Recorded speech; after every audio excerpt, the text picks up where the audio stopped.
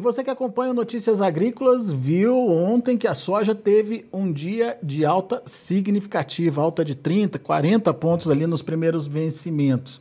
Em contrapartida, milho e trigo tiveram recuo lá na Bolsa de Chicago. Hoje, milho e trigo subiram bem, milho em torno de 10, 12 pontos aí nos principais vencimentos, o trigo de 14 até quase 17 pontos também, e a soja acabou encerrando de forma positiva ali nos primeiros vencimentos, julho e agosto, julho com alta de quase 6 pontos, agosto com alta de 3,5 pontos, setembro já fechou no 0 a 0, novembro caiu 0,75. De qualquer forma, dá para a gente dizer que a soja está caminhando bem aí em termos de precificação. A gente vai lá para Curitiba, onde está o Marcos Araújo, analista da Greenvest, para nos ajudar a entender principalmente essa movimentação, a importância dessa alta lá em Chicago, principalmente para o produtor brasileiro, que viu a sua formação de preços comprometida aí por conta do dólar, que caiu bastante essa semana. Marcos Araújo, seja bem-vindo, meu caro, muito obrigado por estar aqui com a gente. Vamos começar com Chicago, o entendimento dessa movimentação hoje, soja e milho firmes, Chicago também dá para dizer que firme, porque afinal de contas acabou encerrando aí com leves ganhos. Como é que a gente entende essa movimentação, Marcos? Olá, Alexander, muito boa tarde a todos. Faz um tempinho que a gente não se fala aí, pela correria, faltou tempo aí, é uma alegria falar com vocês. Mercado hoje em Chicago, nós tivemos dentro do complexo soja, o farelo como responsável pela alta de soja em grão, no território negativo, o óleo de soja, uma escassez de oferta de farelo de soja no curto prazo no mercado norte-americano, no mercado spot. Portanto, você vive no mercado norte-americano uma entre-safra de soja. Os Estados Unidos estão plantando a sua soja. Nas últimas 2 semanas, nós tivemos um plantio muito atrasado de soja e milho dos Estados Unidos. Nessas últimas 2 semanas, Alexander, praticamente os americanos plantaram 33 milhões de hectares de soja e milho em 2 semanas. Um ritmo gigantesco de rápido, né? Trazendo o plantio dentro da média histórica de 5 anos. Para a próxima semana, segunda-feira, é feriado nos Estados Unidos, não haverá mercado em Chicago, também não haverá a divulgação dos relatórios do progresso de plantio.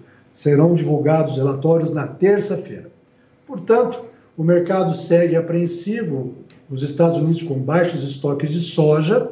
Isso tudo aí também, a partir de junho agora, nós vamos viver plenamente o mercado climático nos Estados Unidos. Normalmente, o mercado climático, ele ocorre na segunda quinzena de junho e na primeira semana de julho, nas maiores volatilidades. Você tem nesse momento uma baixa demanda, baixo volume de negócios reportados por soja em embarque curto por parte da China, estou falando. Temos toda uma questão do Covid, lockdown na China, fazendo também que a China, nesse momento, tenha margens negativas no curto prazo e os chineses tomando uma estratégia de compra mais alongadas para fevereiro, março de 2023, Alexander. Isso tudo traz um viés que a gente pode dizer positivo para a soja, Marcos? Alexander, nós vemos há um bom tempo falando dessa construção de um cenário global inflacionário de alimentos. Eu acredito ainda que nós estamos longe do fim da solução da alta de preço para as commodities agrícolas. Nós temos vários movimentos globais, a exemplo da ONU, da FAO, para que tenhamos possíveis medidas de controle de inflação de alimentos, por exemplo, a ONU trabalhando junto à Rússia, à Ucrânia, para que a gente tenha um corredor de exportação. Cerca de 20 milhões de toneladas de grãos estão nos portos da Ucrânia, para que sejam escoados aí para o resto do mundo, para tentar diminuir esse impacto inflacionário. Porém, mês de maio, plena primavera no hemisfério norte, época de plantio na Ucrânia, você tem uma redução muito grande, não só da área de plantio, mas também da tecnologia na Ucrânia. A Ucrânia hoje se tornou uma grande potência agrícola a nível mundial. Alguns anos atrás, nós tínhamos apenas os Estados Unidos, a América do Norte, Estados Unidos e Canadá, na Segunda Guerra Mundial, como grande fornecedor de alimentos para a Europa e para o resto do mundo. Hoje nós temos Brasil, Argentina, Ucrânia e Rússia. Portanto, essa guerra entre a Rússia e a Ucrânia também afeta a questão do fornecimento de alimentos a nível mundial. Então, os Estados Unidos hoje, com todo um programa de biocombustíveis, a não ser que faça essa revisão, hoje consome cerca de 140 milhões de toneladas de milho por ano para produzir etanol, teríamos, portanto, que ter uma redução de etanol de milho para que esse milho norte-americano migrasse para compensar partes da exportação da Ucrânia, né?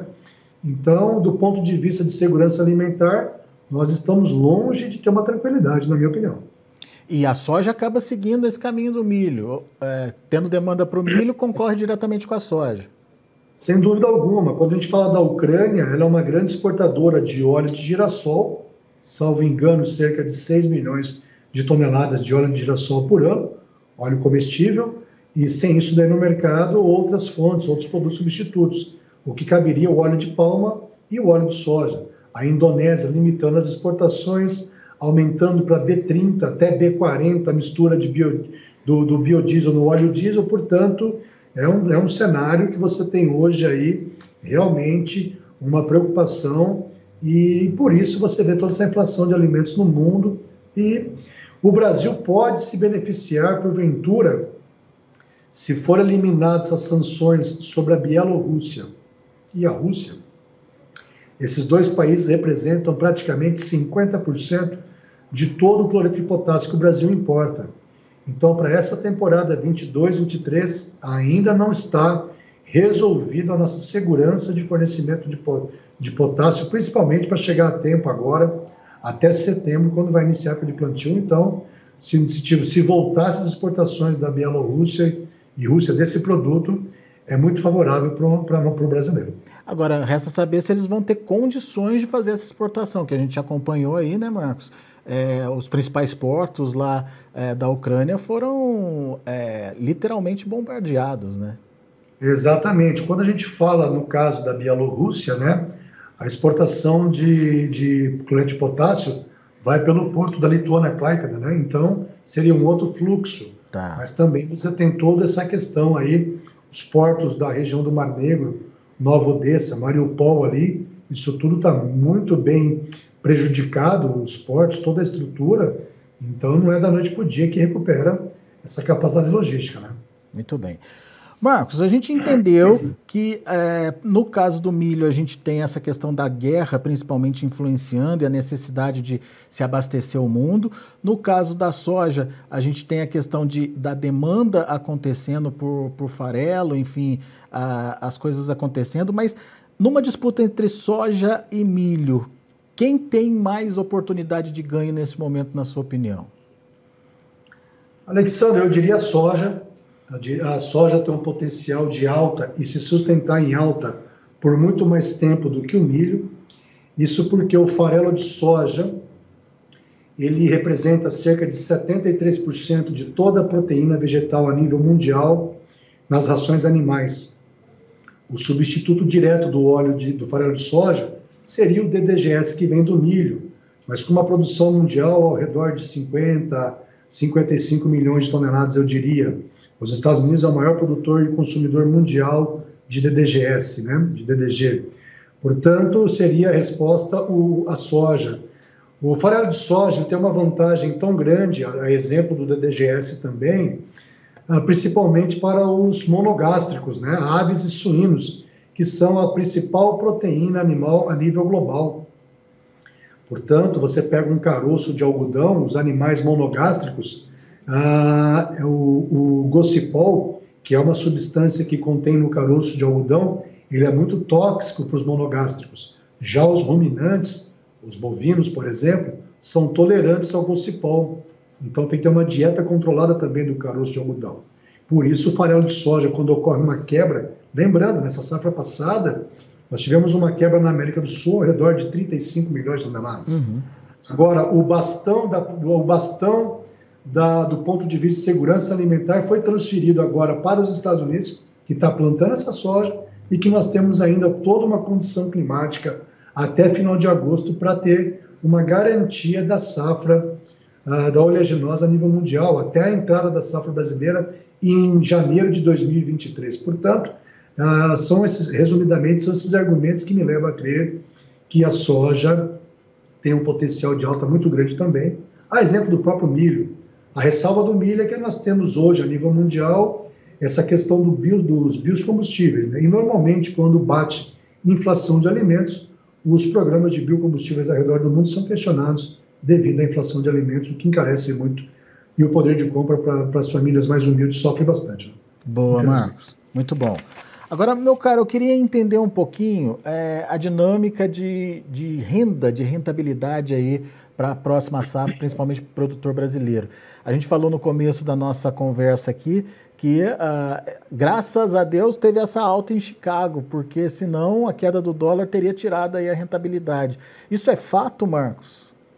Exatamente, Alexandre. Bom, se vocês me permitem, eu vou compartilhar com vocês uma plataforma, uma ferramenta de gestão exclusiva da Agriinvest, que os nossos assinantes têm acesso, é o ProMarket.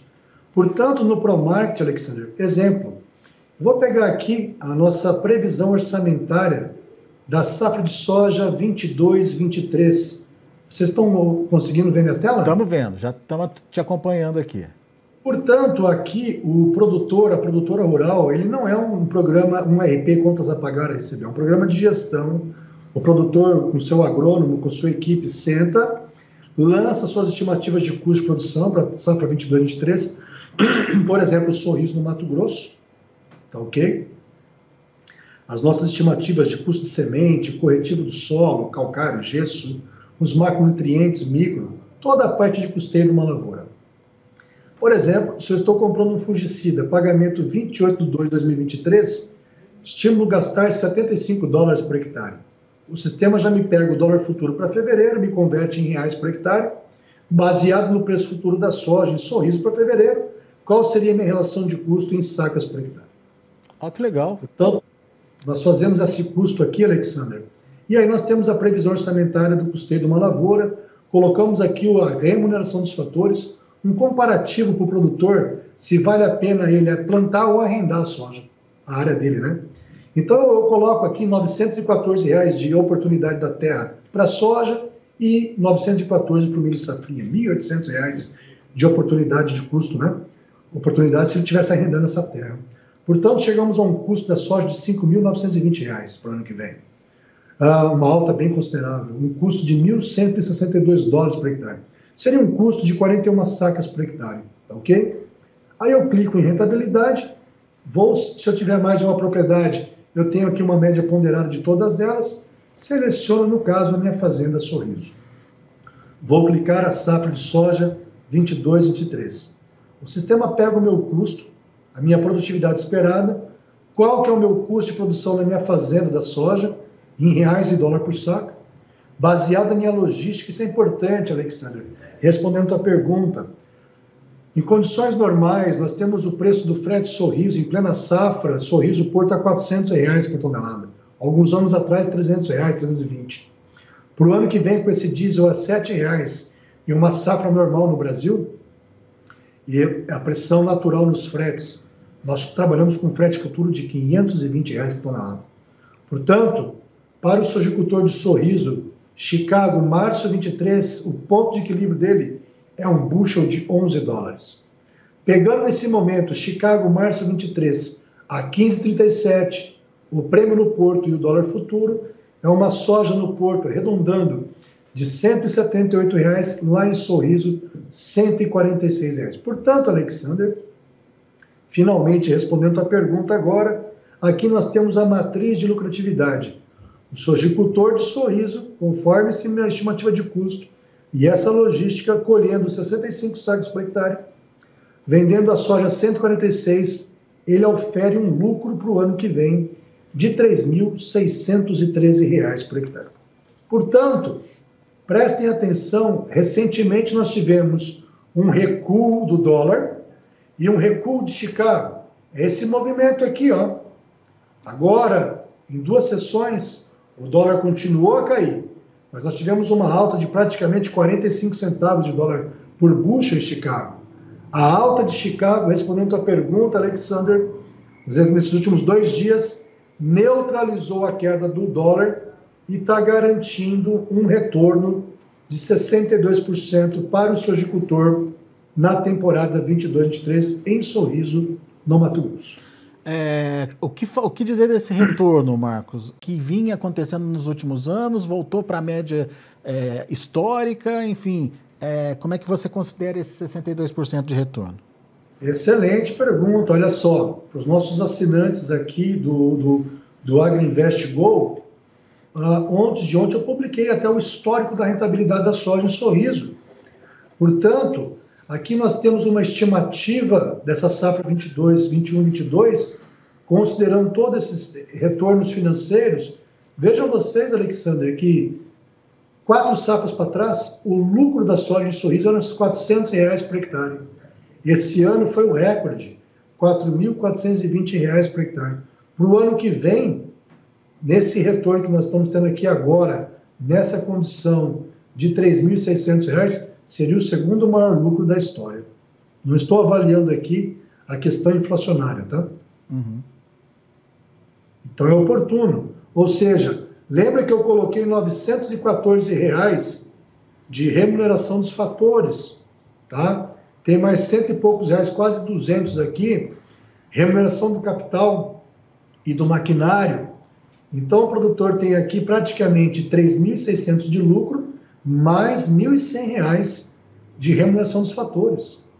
Ou seja, um cara que planta 1.000 hectares, estamos falando de um lucro de R$3.600.000.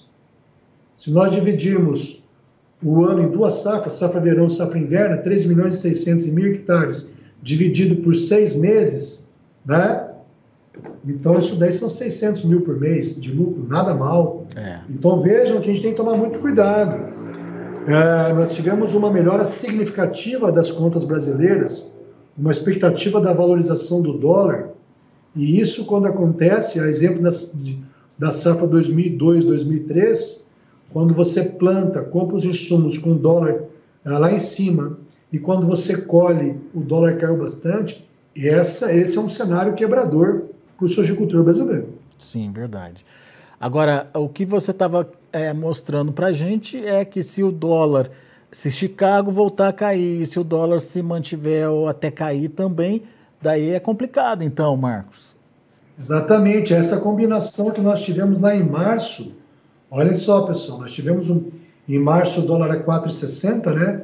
Essa combinação de queda de Chicago e dólar, olha o tanto que isso impacta na diminuição da rentabilidade do sojicultor. Saiu de 69% para 43%. É muita coisa. É muita coisa. Ô Marcos, já dá para fazer essa conta para o milho safrinha também, o milho de segunda safra, lá do ano que vem? Vamos lá, dá sim, ó. Eu vou clicar aqui no milho safrinha, veja vocês, mudou de cor. Nós estamos projetando o milho safrinha 2023, um custo de R$ 4.882 por hectare. Portanto, colhendo 100 sacas por hectare, o ponto de equilíbrio do produtor de Sorriso é um milho de praticamente R$ 49. Quando você faz a conta do preço de paridade de exportação para 2023, sobre Chicago de setembro, o milho setembro em Chicago a 6,67 o bushel, o prêmio no porto $1,09 acima de Chicago, e olha só, Alexander, dólar futuro a 5,34. Se traduz num milho a R$ 95 para setembro de 2023 em Sorriso a R$ 64 a saca. Portanto, o sojicultor em Sorriso teria um lucro de R$ 1.500 por hectare. Portanto, Alexander, vamos fazer uma conta junto? Olha só, eu vou abrir aqui a calculadora, fazendo uma conta rápida. Claro que aí nós temos que fazer a nossa parte como produtor rural e estamos ainda correndo risco climático. A grosso modo, um lucro de R$ 3.600 na soja por hectare, mais R$ 1.500 no milho safrinha. Portanto, estamos falando de um lucro na temporada 22-23 de R$ 5.100 por hectare aqui no Brasil. Considerando um produtor no Mato Grosso de 1.000 hectares, um bom módulo rural empresarial para aquela região, seria um salário de 5 milhões e 100 mil no ano, dividido por 12 meses, estamos falando de 425 mil reais. Portanto, esses produtores deveriam olhar com carinho essas oportunidades, apesar de toda a expectativa de aumento de preço a nível Chicago, porém, a expectativa é que o dólar caia mais para o ano que vem, mas esse é um ano de bom lucro para o produtor. Principalmente, se você é um produtor rural, fez finame das suas máquinas, aquela parcela, por exemplo, de uma colheitadeira, se você pagasse 200 mil reais de parcela ano, com uma saca de soja de 90 reais, vamos lá, 200 mil reais de parcela de um maquinário qualquer, com uma soja de 90 reais a saca, você precisaria de 2.222 sacas. A mesma parcela, 200 mil reais ano, com uma soja para o ano que vem de 164 reais a saca, essa tua parcela cai para 1.229 sacas. Será que você, para 2023, não deveria pelo menos vender parte desse teu custeio em saca, teus finâmios, para você proteger essa relação menor sacas de soja? Nós acreditamos que sim e recomendamos a venda futura, principalmente visando essa baixa relação, aumentando o poder de compra do sojicultor. Mas daí ele precisa prestar atenção para fazer essa relação casada aí, né? Exatamente. Vender... Normalmente, quando você faz um finame de 8 anos, as suas parcelas já são em reais ano, né? Uhum. Portanto, essa conta que eu fiz para vocês aqui era com uma soja 90 reais, de 2.200 sacas, ela cai para 1.200. É uma grande diferença aí, ou melhor, é dinheiro que vai para o bolso no final das contas, né? Sobra para ele 1.000 sacas de soja. Exatamente. Outra dica de ouro que eu vou deixar para vocês aqui. Portanto, quando você fizer uma conta, as grandes trades vão fazer essa conta do milho setembro 23. Chegamos a um preço de referência do milho Sorriso para agosto de 2023 a R$ 64,00 uma saca. Para aquele produtor de milho safrinha 2023, olhando a B3 o setembro, está R$ 92,80 o milho setembro. Historicamente, o diferencial de base Campinas Sorriso, vamos colocar R$ 17,00. Seria uma referência o preço futuro do milho para setembro a R$ 75,80. B3 pagando mais do que o mercado, então. Justamente, R$ 11,60 por saca. Se eu sou um sojicultor, poxa, esse preço é bom ou ruim para mim? Você deveria, portanto, do teu custo de produção, produtividade e preço de venda, se esse preço de venda, R$ 75,80, colhendo 100 sacas por hectare, você teria um faturamento de R$ 7.580 por hectare. Vamos subtrair um custo do safrinha 23 de R$ 4.900 por hectare. Portanto, seria um resultado de R$ 2.680. Nessa minha conta rápida aqui. Claro que custo de produção varia conforme a realidade de cada produtor. Uhum. Nós aqui adotamos a metodologia do Matsunaga. E é importante separar as estações entre custo de produção e investimento. Ok? Só esse gancho que eu falaria, porque é um tópico aí que podemos estender bastante aqui no nosso bate-papo. Muito bom. É isso, Marcos Araújo. A gente tem que entender, então, que as oportunidades vão aparecendo, mas o produtor precisa entender por onde andar também para poder abraçar essas oportunidades. Exatamente, Alexandre. O produtor rural tem que cuidar do excesso de informações. Meus parabéns aí pela tua indicação de prêmio esse ano aí, pelo trabalho que toda a equipe do Notícias Agrícolas vem desenvolvendo. Mas, infelizmente, várias outras mídias aqui no Brasil agem de uma forma incompetente, trazendo informações inúteis para o agronegócio brasileiro, que acaba contaminando os nossos produtores e, muitas vezes, no mercado de alta, que nós chamamos de rally, são as melhores oportunidades para o produtor e a produtora garantir o retorno financeiro da atividade, mas, infelizmente, é nesse momento que várias pessoas dizem ao contrário que não é momento de venda. Aí o cavalo passa arriado na frente dele e ele fica depois, ou a produtora fica chupando o dedo, e aí a culpa de todo mundo e menos dele mesmo, né? Então a gente tem que separar, deixar de lado um pouco as emoções e agir racionalmente para que nós tenhamos a maior segurança nas nossas tomadas de decisões, fazendo conta, avaliando o risco climático da tua região, isso tudo aí faz parte do gerenciamento do risco de preço. E traçando estratégia, né, Márcio, que eu acho que é o mais importante. A gente já viu isso acontecer, aquele momento que o produtor vendeu a soja a R$80, que era um baita preço, e acabou que ele viu esse preço melhorar ainda mais e ficou frustrado porque vendeu a 80. Mas tem mecanismos de proteção, né, que ele pode participar do mercado se o mercado vier a trabalhar em alta futuramente. Enfim, ele precisa entender esses mecanismos para não ficar aí chupando o dedo, né? Exatamente. O produtor brasileiro, infelizmente, a grande maioria é rezador, não é trader, né? O pessoal aí fica no achômetro. Eu acho que a soja sobe, eu acho que o algodão sobe ou cai, eu acho que o milho cai. Não dá mais para nós... não dá mais hoje, a atividade agropecuária não está comportando mais esse achismo. Então, você vê aí pessoas que não estão se dedicando nessa gestão da comercialização, está ficando para trás e alguns sendo forçados a sair da atividade. Muito bem. Aula aqui para a gente, abrindo inclusive material que é do dia a dia dele, do negócio dele, para mostrar para você que tem sim oportunidade, tem como fazer a coisa bem feita, né, Marcos? Isso que eu acho que é o mais importante. Trazer todas as informações ali na ponta do lápis, entender o que pode acontecer, fazer simulações e participar do melhor momento. Eu acho que isso é a principal mensagem aí desse nosso bate-papo.